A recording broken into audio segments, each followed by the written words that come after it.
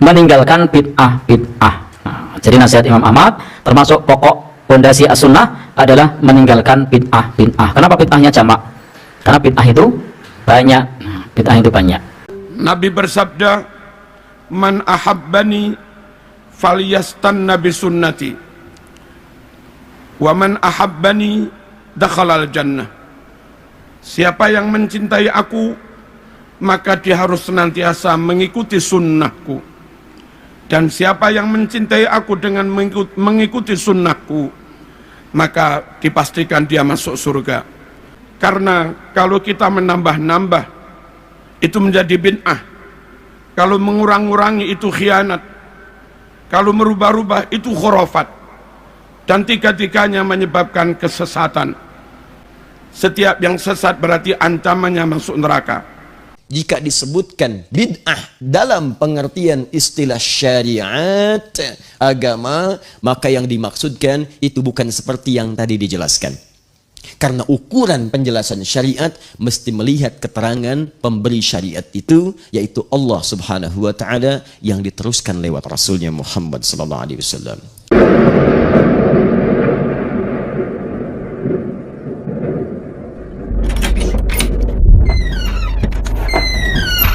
Assalamualaikum warahmatullahi wabarakatuh. Selamat datang di channel yang inspiratif dan informatif, menyajikan data dan fakta dengan menyadarkan Al-Quran dan Sunnah sebagai tolak ukur kebenaran secara kritis, adil, dan mencerahkan.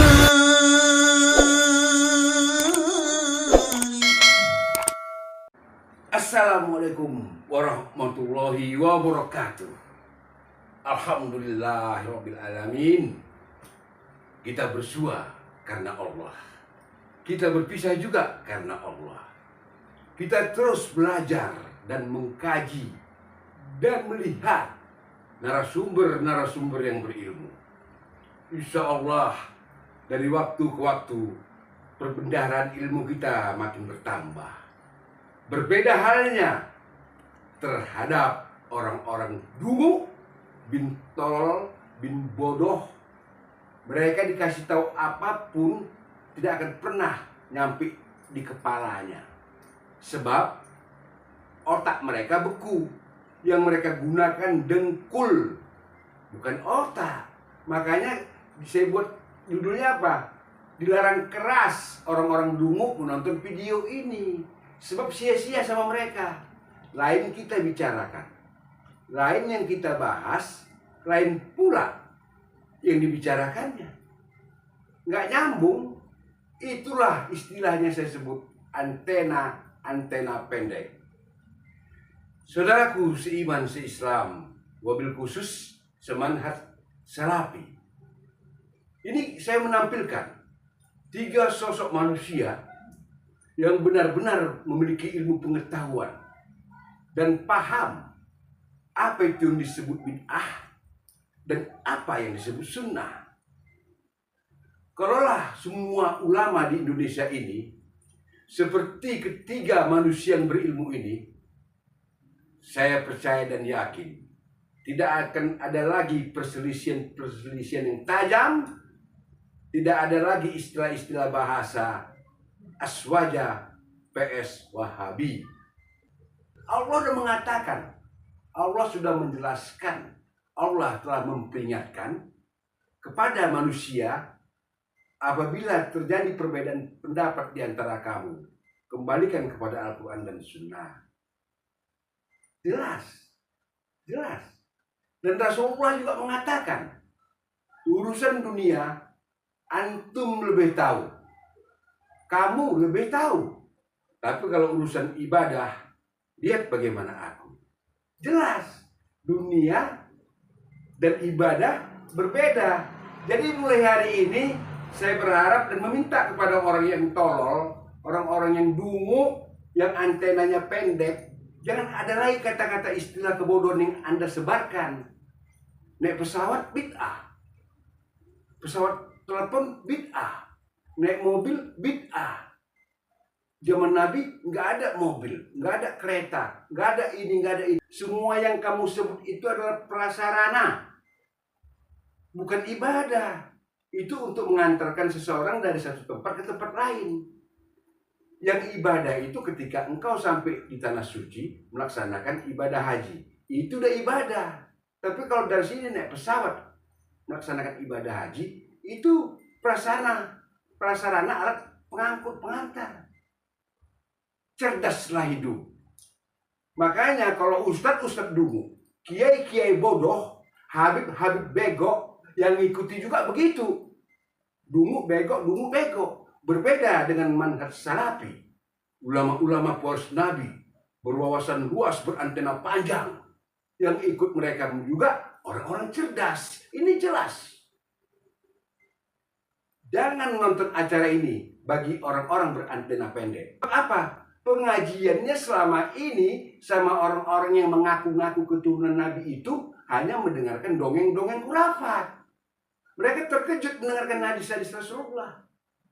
3 manusia ini, ketiga-tiganya susah dikritik. Karena perkataan yang keluar dari mulutnya bukan berdasarkan pendapat akal pikir hawa nafsu. Tapi ketiga tokoh ulama yang pintar-pintar ini membacakan, mengucapkan hadis-hadis Nabi. Maka tidak ada perbedaan. Tidak ada perbedaan. Ini sebagai contoh. Ini contoh. Kalaulah kita memegang sunnah Rasulullah, melaksanakan sunnah Rasulullah, tidak akan ada lagi perbedaan yang tajam. Mari kita dengarkan apa yang mereka ucapkan.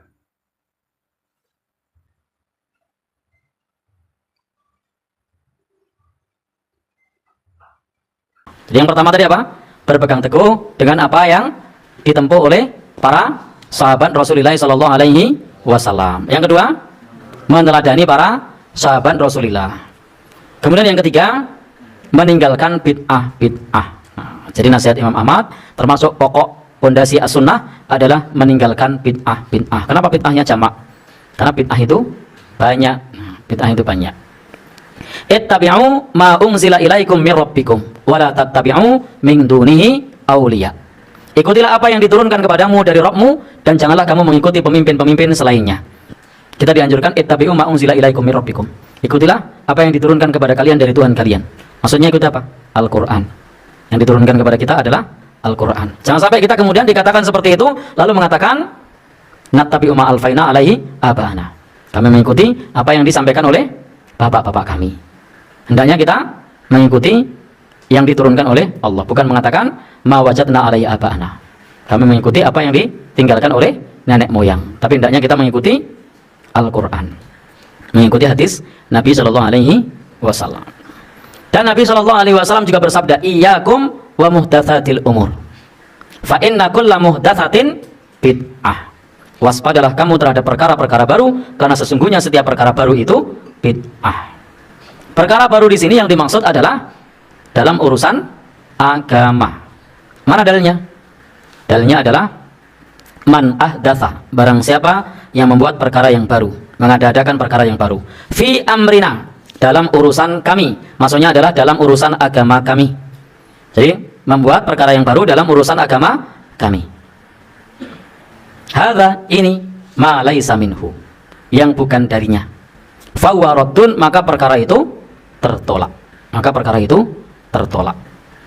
Maka kalau ada sesuatu yang baru tapi bukan urusan agama, maka tidak masuk dalam hal ini. Tidak masuk perkara bid'ah. Kalau urusan dunia bagaimana? Urusan dunia tidak masuk. Nabi bahkan sudah ngasih rekomendasi. Apa kata Nabi? Antum a'lamu bi umuri dunyakum. Kalian lebih tahu tentang urusan dunia kalian. Jadi kalau urusan dunia itu Nabi menyatakan kalian lebih tahu tentang urusan dunia kalian. Maka jangan bilang kamera itu bid'ah. Itu urusan dunia. Jangan bilang kacamata bid'ah, itu urusan dunia. Listrik itu urusan dunia. Lalu ada yang bilang, lu kan untuk menerangi ibadah itu namanya sarana prasarana, bukan ibadah inti. Ibadah intinya tidak berubah. Apakah kalau listriknya mati sama pakai listrik nyala terus sholatnya beda? Kan sama. Jadi itu adalah sarana prasarana. Dan yang namanya penerangan sarana prasarana itu bebas, bisa pakai listrik, bisa pakai lilin, bisa pakai sentir, bisa pakai apa. Sama juga sarana prasarana untuk bepergian, bisa pakai sepeda ontel, bisa pakai onta, bisa pakai kuda, bisa pakai bis, bisa pakai kereta cepat. Itu semua bebas. Itu kan sarana prasarana. Baik. Jadi jangan sampai kemudian kita mengatakan sarana prasarana itu bid'ah. Itu tidak bid'ah. Itu sarana prasarana urusan dunia. Disebut bid'ah itu adalah mengadakan satu perkara yang terkait dengan akidah, terkait dengan ibadah. Maka sesuatu yang terkait dengan akidah ibadah yang di zaman Nabi dan para sahabat sudah melakukan, maka kita tinggal ittiba, tinggal mengikuti. Tidak ada kias. Kias itu hanya dalam perkara yang di zaman Nabi tidak ada. Kalau di zaman Nabi tidak ada, silahkan kias. Kalau zaman Nabi sudah ada, ngapain kias? Tinggal ngikuti. Nggak perlu kias, karena di zaman Nabi sudah ada. Maka sahabat Ibnu Mas'ud menyebutkan, janganlah kamu berbuat bid'ah dan berlebih-lebihan dalam agama. Wajib atas kamu berpegang teguh dengan perkara agama yang dahulu, ajaran yang dahulu Rasulullah SAW mengajarkan.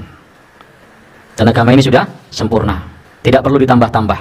Kalau ditambah-tambah itu namanya bid'ah. Kalau dikurangi namanya khianat. Kemarin ada video viral itu. Kalau ditambah-tambah itu namanya bid'ah, kalau dikurangi namanya khianat. Kalau merubah-rubah itu khurafat. Nah, itu video yang viral kemarin. Baik.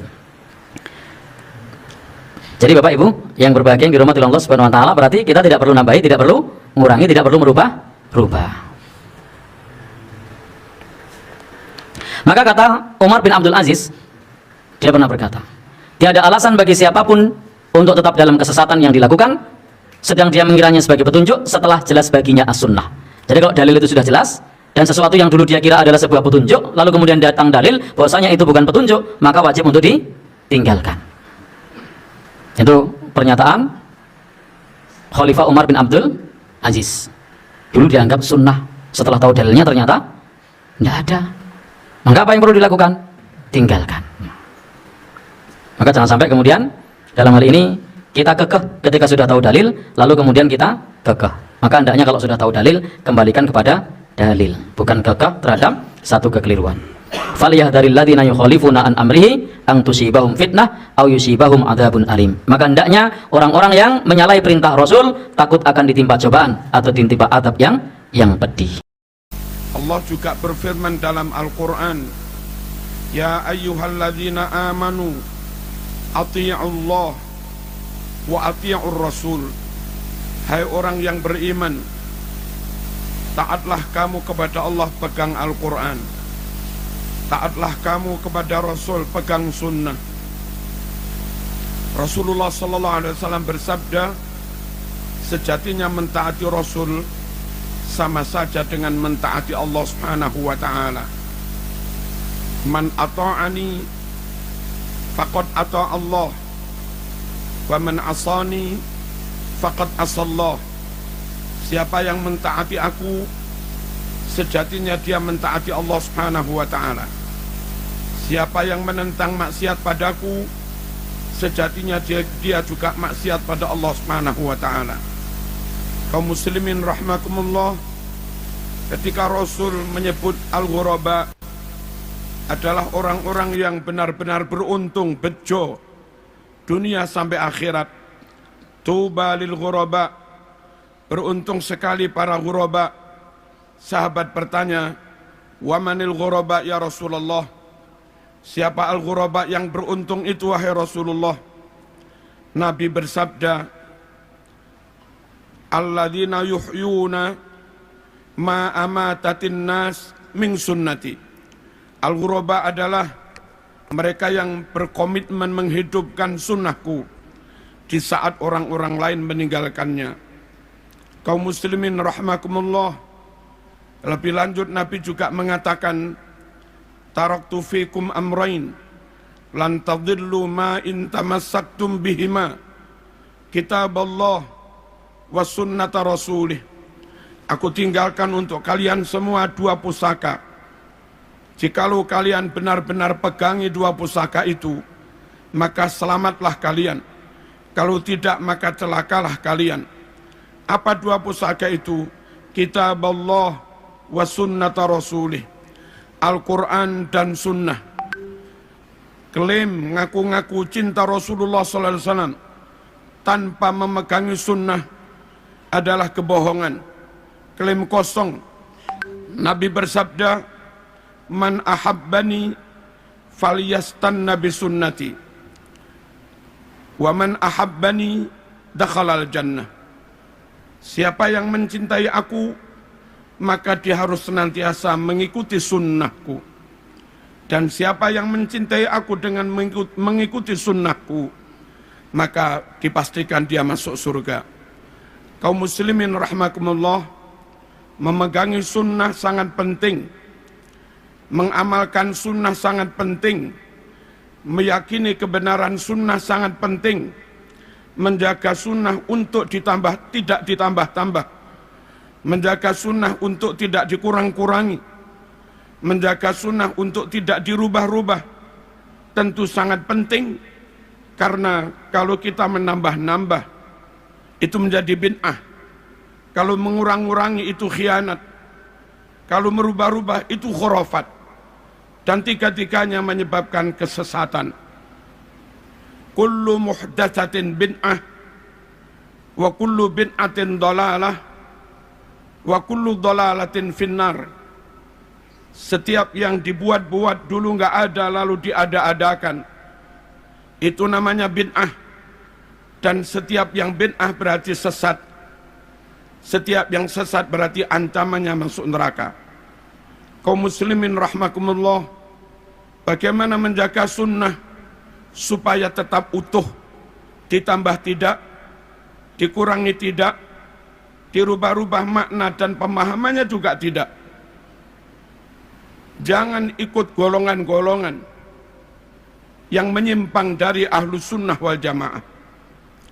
Ada golongan yang hanya mencintai ahlul bait, yang hanya percaya kepada ahlul bait, yang hanya menerima hadis riwayat ahlul bait. Golongan seperti ini, kalaupun di Sahih Bukhari ada ratusan bahkan ribuan hadis sahih. Kalau di Sahih Muslim ada ratusan bahkan ribuan hadis sahih, namun hadis itu riwayat dari sanad sahabat, maka mereka pun menolaknya. Dan kalau mereka menolak hadis riwayat sahabat, menurut mereka hadis hanya dari jalur ahlul bait. Berapa ribu sunnah Rasul yang mereka tolak. Sikap seperti ini tidak menjaga keutuhan sunnah. Padahal Allah berfirman dalam Al-Quran, wa ma atakumur rasul fakhudhuh. Sunnah apapun yang telah disampaikan Rasul kepadamu, ambil semua. Sikap seperti di atas tersebut menyalahi Al-Quran yang memerintahkan supaya ambil seluruh sunnah. Tirulah para sahabat, mendapat perintah apapun tidak pernah banggel, tidak pernah menolak, senantiasa dijawab sami'na wa ata'na. Wa qalu sami'na wa ata'na ghufranaka rabbana wa ilaikal masir. Kaum muslimin rahmakumullah, hindari kelompok-kelompok seperti ini.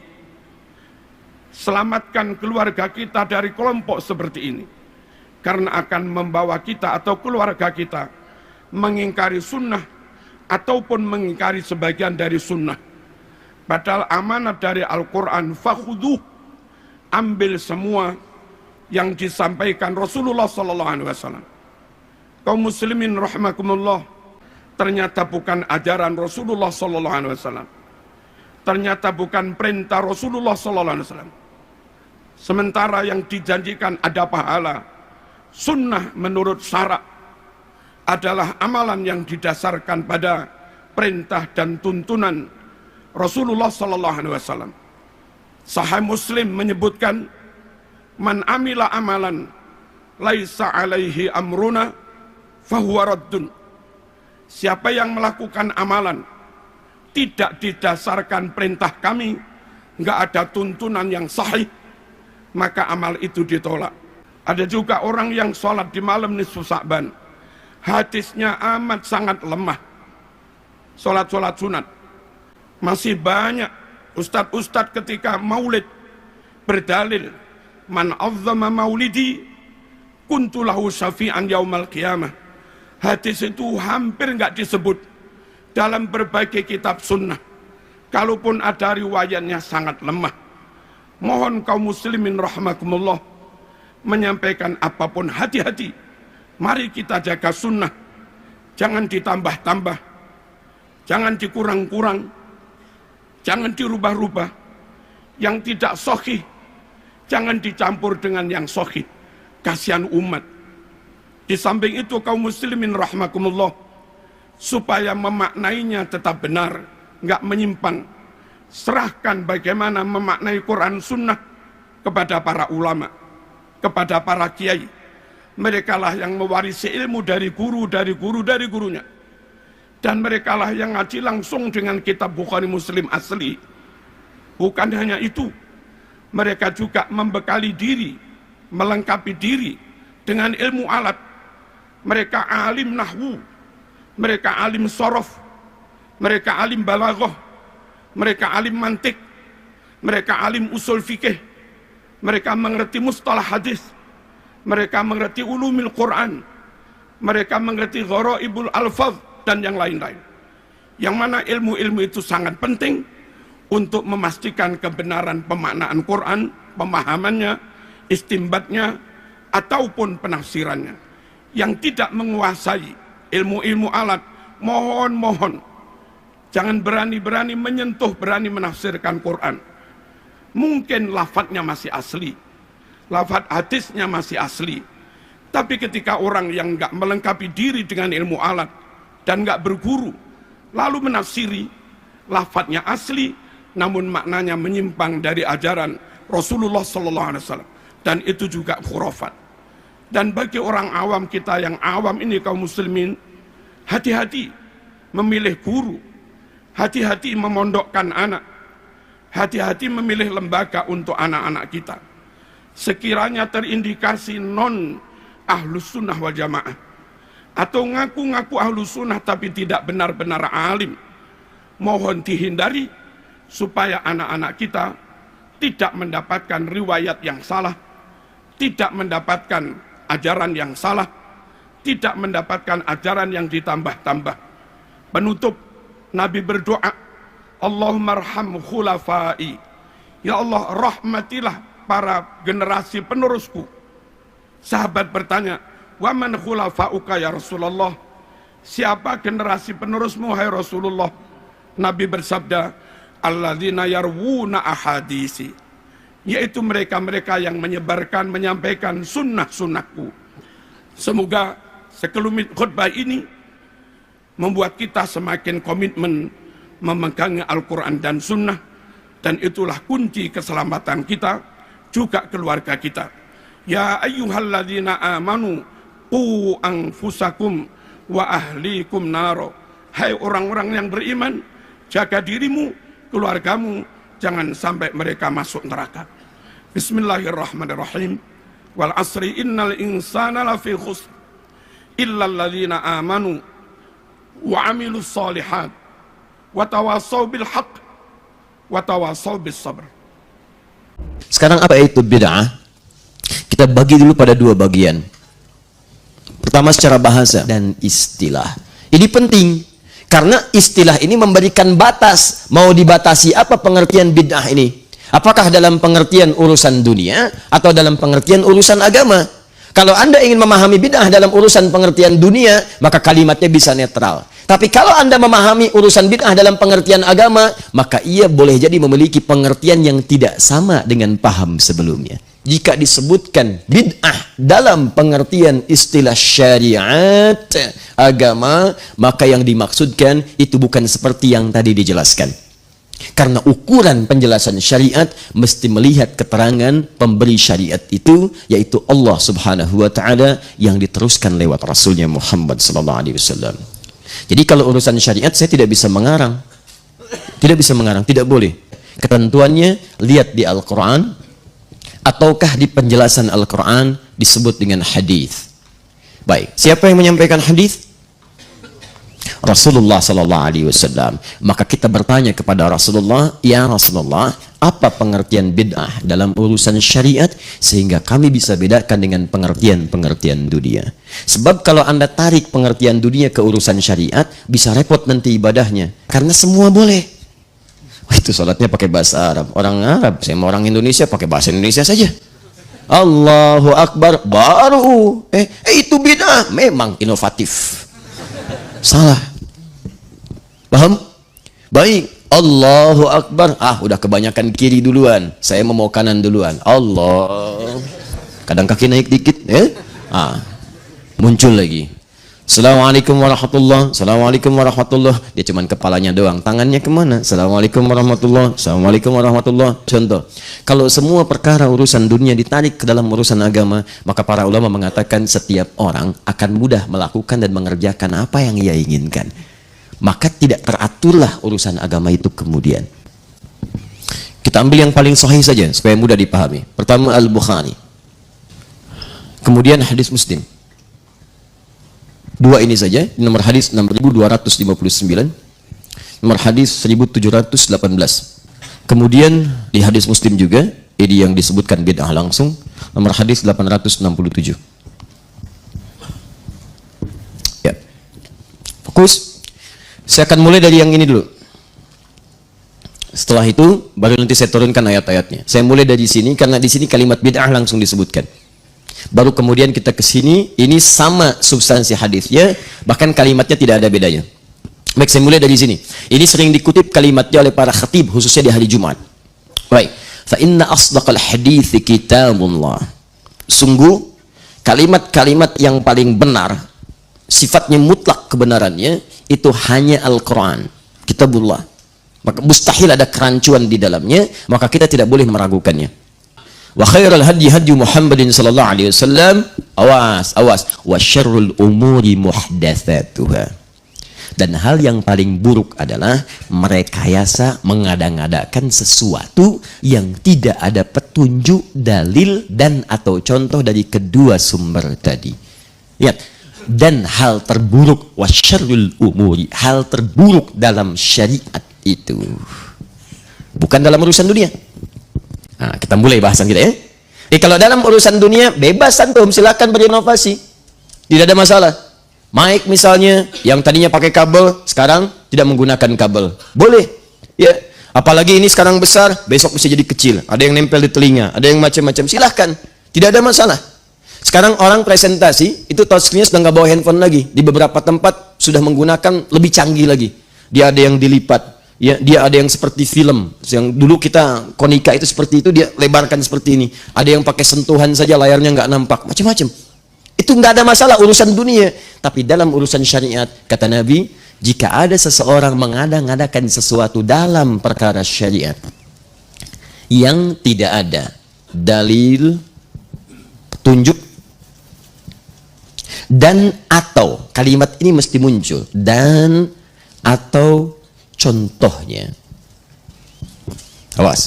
Saya tuliskan ini pertama, saya garis bawahi. Dalil dan atau contoh. Jika seseorang mengada-ngadakan dalam urusan syariat, tidak ditemukan dalilnya dalam Al-Quran, tidak ada petunjuknya di hadis, tidak pernah dicontohkan misalnya, dan atau tidak ada contoh. Wa syarrul umuri muhdatsatuha. Awas, wa kullu bid'atin dhalalah. Muncullah kalimat bid'ah. Maka orang-orang yang mengadakan sesuatu dalam syariat tidak ada dalil, petunjuk dan atau contoh, maka Nabi menyebut langsung perkara itu, masalah itu dengan kalimat yang singkat, bid'ah. Ini bid'atun. Wa kullu bid'atin dhalalah. Dan setiap yang bid'ah dalam urusan syariat itu berpotensi menghadirkan kesesatan, sesat.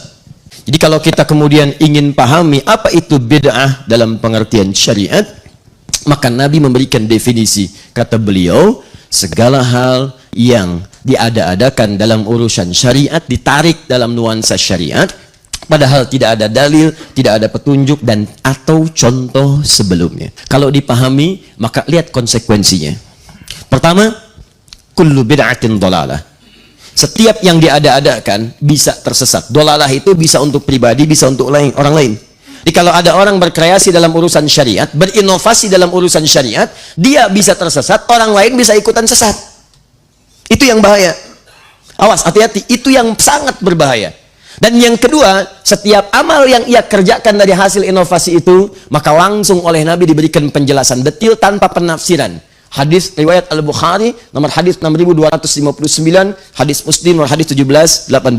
Perhatikan, man ahdatha fi amrina hadza ma laysa minhu fahuwa raddun. Maka siapa yang berkreasi, berinovasi, menghadirkan sesuatu yang tidak ada kaitan dengan urusan syariat kami, fahuwa raddun, maka dia tertolak. Raddun bermakna mardud, ditolak. Ditolak. Baik, tolak sudah, nggak ada hubungan. Tolak. Pisah. Sesuatu yang ditolak terpisah. Bahkan kalimatnya raddun. Raddun itu kata para ulama hadis itu bermakna mardud. Mardudun. Raddun artinya mardud. Bahkan ketika dia hadir saat di akhirat nanti, hadisnya sahih. Terlihat seperti orang yang mengikuti Nabi, tapi begitu dekat-dekat kepada Nabi, tiba-tiba Nabi mengusirnya. Dan Nabi tidak pernah mengusir manusia dalam urusan kehidupan di muka bumi tanpa syariat yang dibenarkan oleh Allah Subhanahu wa taala. Tapi ketika di akhirat datang, kamu siapa? Oh, begitu dekat, kamu bukan umatku. Pergi. Raddun. Di dunia amalannya tertolak, di akhirat keadaannya terusir. Itulah pelaku bid'ah yang diancam lewat hadis-hadis Nabi sallallahu alaihi wasallam.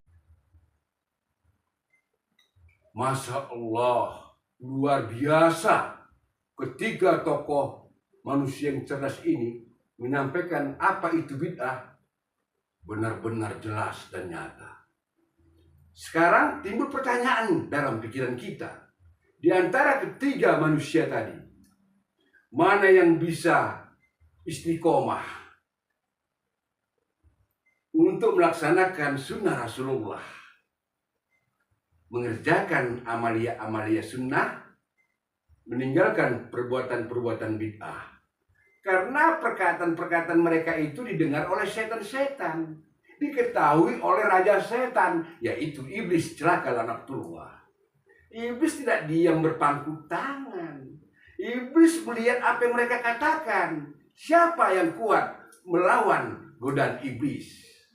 Kita lihat ke depannya nanti. Di antara ketiga ini, mana yang benar-benar melaksanakan apa yang mereka ucapkan? Apa kata Allah di Al-Quran? Sungguh besar murka Allah kepada yang tahu, kepada orang-orang yang tahu, tapi tak mengamalkannya. Ini ancaman bagi orang-orang berilmu seperti mereka. Besar murka Allah kepada mereka. Siapa yang istiqomah memegang sunnah Rasul di antara ketiga manusia tadi? Kita lihat ke depan nanti bagaimana. Disinilah pertaruhan mentalitas, pertaruhan akidah dan keimanan. Siapa yang kuat, dia yang menang dari godaan tipu daya muslihat, setan-setan dari jenis manusia. Insya Allah, Allah melindungi manusia yang mukhlisin. Karena itu janji Allah. Akulah kata Allah. Akulah kata Allah ini. Akulah pelindung orang-orang yang mukhlisin. Insya Allah kita semua saudara seiman, manhaj salafi, ikhlas berbuat karena Allah, bukan karena manusia. Karena kalau kita berbuat karena manusia, akan goyang keimanan kita. Maka akan berkata kita, ada bid'ah hasanah, samar-samar hukum, abu-abu hukum. Padahal yang ada halal atau haram, bid'ah atau sunnah, tinggal pilih. Saya hanya sebatas menyampaikan, tak lebih dari itu. Kalianlah yang memikirkan dan menyimpulkan. Ikuti sunnah Rasulullah, apa mengikuti jebakan-jebakan setan dari jenis manusia. Wassalamualaikum warahmatullahi wabarakatuh. Alhamdulillahi Rabbil Alamin.